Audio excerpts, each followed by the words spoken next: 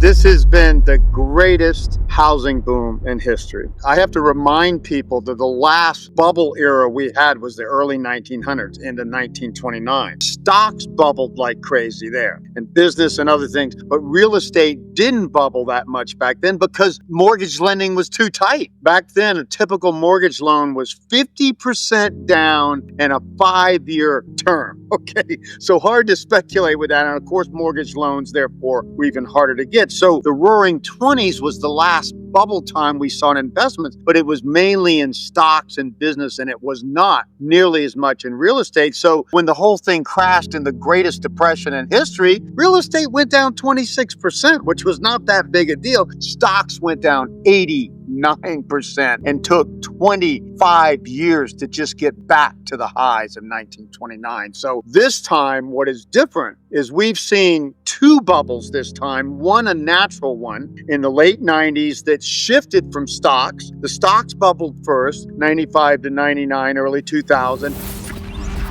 And when stocks started to crash because they got so crazy, people took off and started speculating more in real estate because real estate was not bubbly yet. And then real estate bubbled into early 2006 and then it crashed. And the big difference there was real estate took 6 years to bottom out, although most of it happened the first 2 to 3 years along with the stock crash. But real estate took longer to bottom and then came back and now has had the longest bubble in history along with stocks. I mean, in this case, real estate from 2012 into 2025, so 13 years, but stocks had the longest bubble, and it was all bubble in history from 2009 to now. So this is the greatest, longest bubble in history, and worse than that, this bubble was 100% from artificial stimulus. Even the roaring 20s bubble, their governments were not printing money and pushing down interest rates to artificial levels. It was just good times with strong demographics of spending and low inflation, like the 90s. The 90s was a natural boom. No big government stimulus and stuff. Well, the roaring 20s was like that, and then it crashed. But this time, this bubble, and I'm the only guy that's calculated the number, okay? $27 trillion, 1.5 times the average GDP in that period. I mean, just a massive pouring that much money into the economy. And you got to remember, stocks and things in real estate, they're measured out of profits. Well, I'm talking GDP. It's like the whole sales or the whole commerce of the economy. 1.5 times that was poured into it over the last 16 years. So there's been no stimulus like this in history, never this long. Usually stimulus comes after a downturn and to help bail it out, not to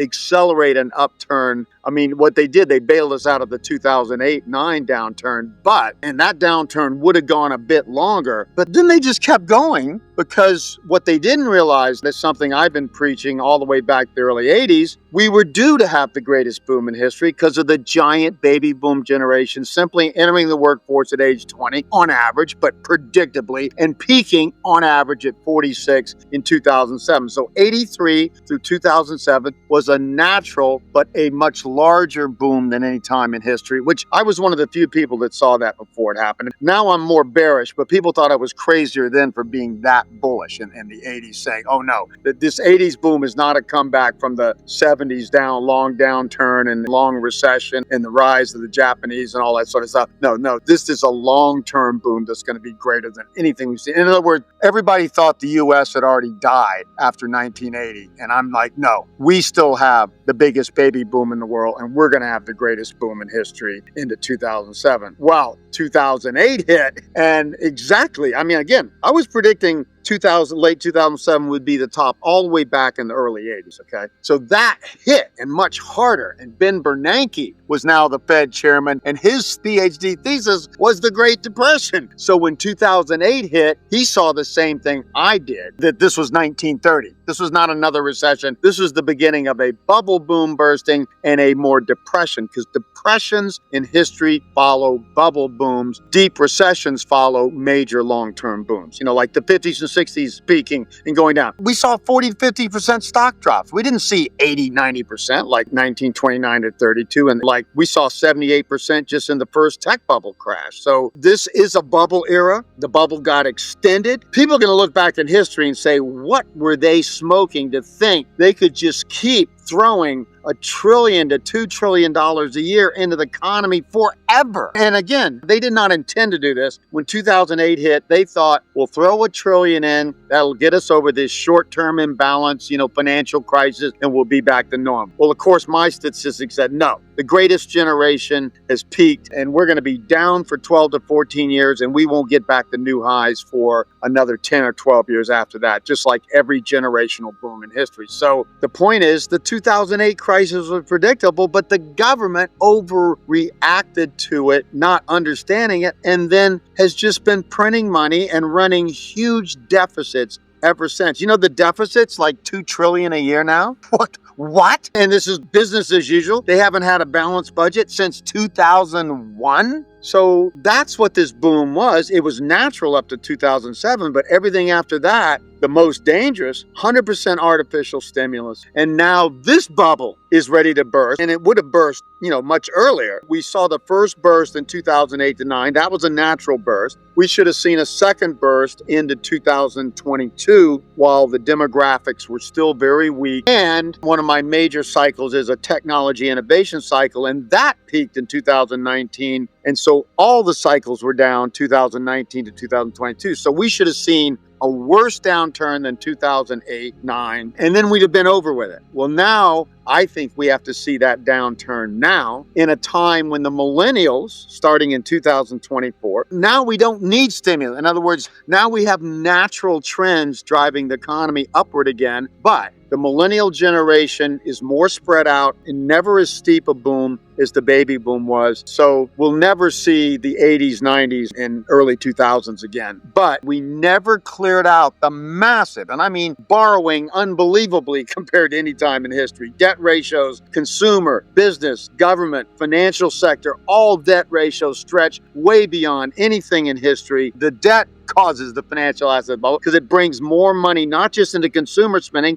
but into the whole economy and into investments and everything. So markets get overvalued. And now we have unprecedented real estate bubble, way more than the roaring 20s. And unprecedented stock and financial asset bubbles. Even gold. Gold is in a bubble. I got people down here preaching, we're going to have a big crash from this bubble and saying gold's going to be the solution. Gold has bubbled up more than stocks. So the solution is the safest bonds on the earth, and those are, even in a crisis, U.S. Treasury 10 and 30-year bonds, particularly the 30-year bonds. That's what went up in 2008 when everything went down, including gold in the end. So gold is not the worst place to be, but it will go down. Peter Schiff is not going to be right about that. Gold will not be the safe haven, but it won't be the worst place to be either. It won't go down as much as stocks, and it won't go down as long. And it'll come back because you know what the big long-term gold trend is? India. India is bigger than China. India is going to boom forever. China's already peaking and actually going to lose population in the next several decades. And Indians spend 3 times of their income on gold that Chinese do. So when India drives the next 4-decade boom like China did from the 80s to recently, gold is going to do very, very well. But gold is not going to be the savior here. So I'm telling people, you got to get out of all financial assets you can, all real estate that you don't live in or need or make good predictable. If you're in the multifamily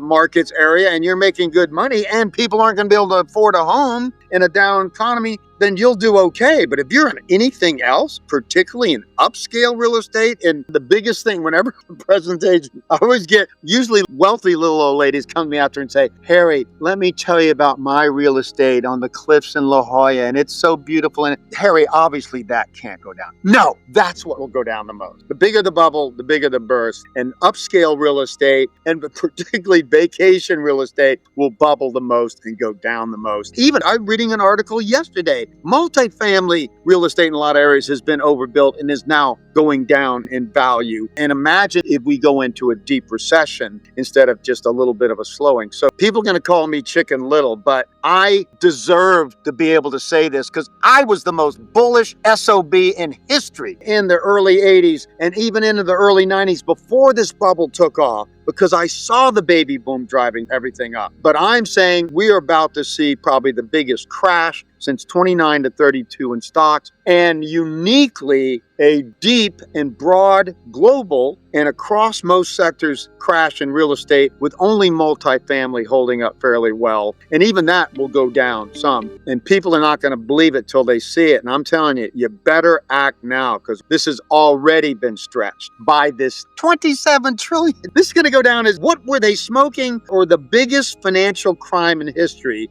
It's one thing to stimulate an economy for 1 year, throw $1 trillion in like 2008 or 9, just to help it kind of get through the crisis. It's another thing to pour $27 trillion in over 16 years. And that's just the US, not Europe, China, and the rest of the world. And China's the biggest bubble in real estate in the world. China's bubble is going to make ours look like nothing. And I think real estate here, after going down 34% on average between 2006 and 12, and nobody thought that was possible, I think it's going to be 50 to 60% here and 70 to 80% in China. And the poor Chinese have 75% of their net worth in real estate, are going to get crucified more than any people on earth by a financial crisis.